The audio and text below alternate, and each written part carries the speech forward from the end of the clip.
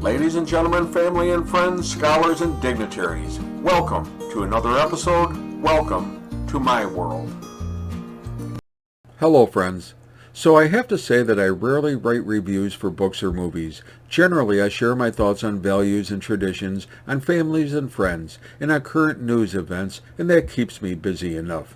But once in a while, a book or a movie comes along that is so good that it calls for someone to reflect on it, and this is just the book. So Matthew Kelly is an author of more than 20 books that have sold over 40 million copies. Besides being an author, he's a highly sought-after speaker and a successful businessman. I read one of his first books some years back and thought immediately this was a person who could understand and have a relationship with God and teach about it without a dissertation in theology or religious practices. I was really inspired after reading that book, and then I had the opportunity to meet him at a religious conference, and again I was not disappointed in his insight, depth of knowledge, and practices of faith. Kelly begins this book by talking about several of the lies about Christianity. There are myths out there that Christianity is at the root of all wars, that Christianity subjugates and oppresses people, and even that Jesus was a figure of imagination and never lived at all. Kelly says that he can fill an entire library with the lies about Christianity, and then he goes on to explore the truth about these lies and effectively penetrates and nullifies each of these fallacies. So then, what is the biggest lie in Christianity?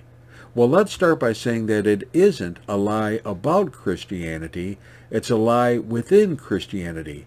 And as Matthew Kelly says, it's rooted in modernism and a modern culture that's robbing billions of people of the happiness and joy that faith and fulfillment have to offer. Matthew Kelly quotes St. Paul by saying that the very will of God is one of holiness, that God wants us to live holy lives, to grow in character and virtue, and to become holy versions of ourselves. Yet, he says, the greatest lie in Christianity is that this is not possible. The vast majority of Christians have come to believe that they can't be holy.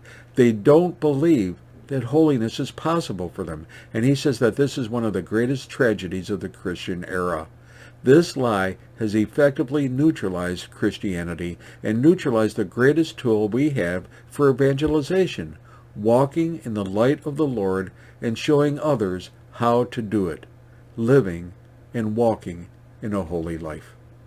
And Kelly says that this is the devil's greatest triumph in modern history, to convince us that we can never be holy, that holiness was for the medieval saints of hundreds of years ago, and that it is no longer available to man. He says to search your hearts. Do you believe that holiness is possible for you? Most Christians don't believe it, and that is the result of a lie so diabolical and evil that it has neutralized and paralyzed generations of Christians. So while we don't like being lied to by other people, we continue to lie to ourselves. Holiness is possible, and the rewards for living a holy life are still as fruitful now as ever. Kelly teaches us about how to reverse this, and it is a simple and effective idea. Instead of striving to live a holy life, though, he says to start by living holy moments.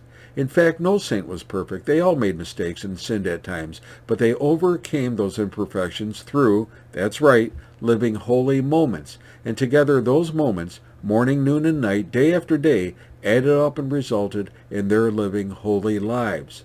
Lives of Christian character, Christian values, Christian virtue, and building that relationship with God. Kelly says that if you can live a holy moment on Monday, you can create one or two on Tuesday. You can replicate these moments several times a week, even an infinite number of times every week. And that, he says, leads us into living holy lives and being in a state of holiness, but doing it one holy moment at a time. Finally, he defines what a holy moment is.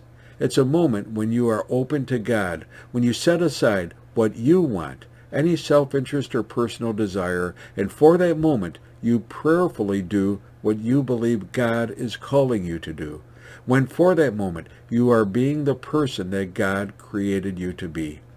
Your marriage needs more holy moments. Your children need more holy moments. Your business, your friends, your neighbors, your country need more holy moments. And that is the real joy of Christianity, serving both God and man. And in that simplicity, we find that Christianity is good, beautiful, positive, and hopeful, and is both pleasing to God and is exactly what this world needs today.